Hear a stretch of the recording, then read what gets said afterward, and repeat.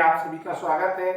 आज हम लोग इसका सेकेंड पार्ट जो रस था, तो रस में इसका बेसिक कॉन्सेप्ट आपको पूरा बता रखा था। आज इसका नेक्स्ट सेकेंड पार्ट है और सेकेंड पार्ट में सबसे पहला रस जिसे रसराज के नाम से जाना जाता है, यानी रसों का राजा, नाम है श्रृंगार रस। तो श्रृंगार रस के विषय में आज यहाँ पे आपको डिटेल स्टडी मिल रही है। श्रृंगार रस, इसकी सबसे पहले डेफिनेशन, स्त्री पुरुष के पारस्परिक प्रेम, जो पारस्परिक प्रेम होता है, म्यूचुअल लविंग, इसमें या तो मिलन हो या फिर विरह हो, यानी चाहे मिलन हो या बिछड़े, बस आपस में यदि प्रेम है, रति का भाव है, के वर्णन से हृदय में उत्पन्न होने वाले आनंद, क्योंकि रस का अर्थ ही होता है आनंद। आनंद को श्रृंगार रस कहते हैं। इसमें हमें विशेष क्या ध्यान रखना है, ये सभी रसों का राजा होता है, इसीलिए इसे रसराज कहा जाता है। श्रृंगार रस दो प्रकार का होता है, एक संयोग श्रृंगार रस, ये ध्यान रखना है, एक तो संयोग श्रृंगार रस और दूसरा वियोग श्रृंगार रस। तो ये दो टाइप का है। संयोग श्रृंगार रस जहाँ पे मिलन का वर्णन होगा, मिलन वाला संयोग, बिछड़ने वाला विरह वाला वियोग। तो जहाँ नायक नायिका के अनेक प्रकार से प्रेम पूर्ण मिलन, चाहे मिलन हो या वार्तालाप हो या स्पर्श की बातें हो आदि का वर्णन हो, वहाँ पे संयोग श्रृंगार रस होता है। उदाहरण इसका ज्यादा महत्वपूर्ण होता है, बतरस लालच लाल की मुरली धरी लुकाए, शव करे भुवन हसे दैन कहे घटी जाए। ये इसका एग्जाम्पल है। इसका अपने स्पष्टीकरण यहाँ पे पूरा क्लियर कर रखा है।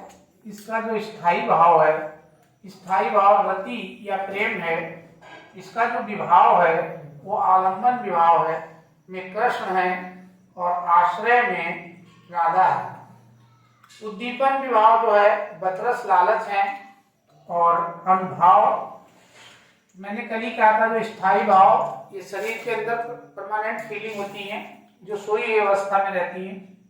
विभाव जो स्थायी भाव को जगाने का काम करते हैं। अनुभाव, जब स्थायी भाव जागते हैं तो कुछ चेष्टाएं, कुछ इच्छाएं उत्पन्न होती हैं, बांसुरी छुपाना, भवों से हंसना, मना करना, ये भाव है। संचारी भाव मन में उठने वाले अस्थिर विचार होते हैं, हर्ष, उत्सुकता, चपलता, ये सब आश्रय के मन में उठता है। आश्रय में यहाँ पे राधा है। इसका दूसरा पार्ट जो होता है वो वियोग श्रृंगार रस है।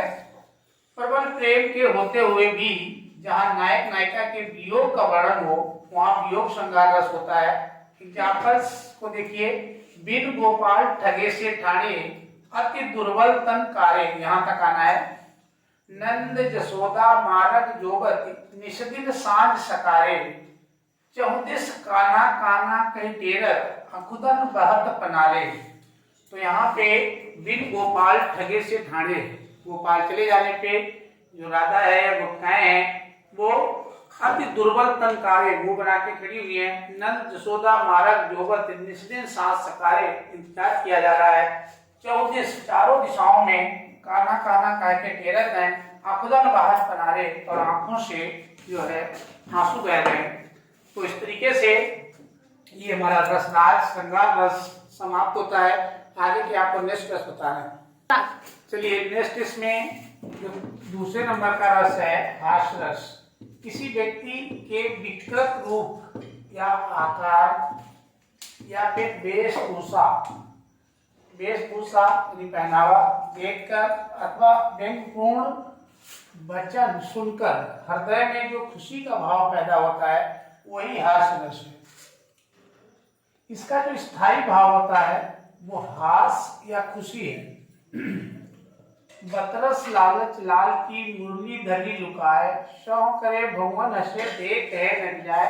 यहाँ पे भी खुशी का भाव है, इसलिए यही उदाहरण आप उसमें लिख सकते हैं जो आपने श्रृंगार रस में लिखा था।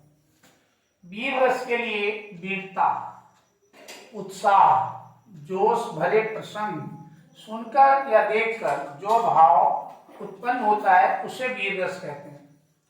इसका स्थायी भाव उत्साह है। उदाहरण देखिए, मानो संगज में अरुण पड़ा, जल जंतु बीच घो वरुण पड़ा, इस तरह भवरता राणा था, मानो सर्पों में गरुड़ पड़ा। तो यहाँ पे महाराणा प्रताप की वीरता के लिए दिखाया गया है, तो वीर रस का वर्णन है।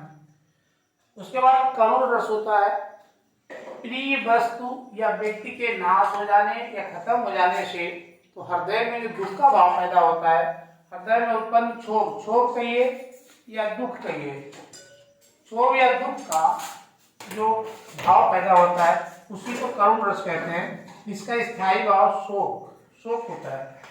इसमें गांधी जी पे बनाया गया है ये इसका उदाहरण, हाय राम कैसे झेले हम, अपनी लज्जा अपना शोक, गया हमारे ही हाथों से अपना राष्ट्रपिता महात्मा गांधी को कहा जाता है परलोक। तो हमारे देश के गॉडसे ने इसको मार दिया था, तो उसी पे इसको बनाया गया है, हाय राम कैसे झेले हम, अपनी लज्जा अपना शोक, गया हमारे ही हाथों से अपना राष्ट्रपिता परलोक। चलिए, तो इस तरीके से आज 4 रस उसका पुराना का औचित्यता को बता दिया। इसी के साथ इसको समाप्त करते हैं, ताकि नेक्स्ट वीडियो में आपको बताएंगे। Thank you for watching.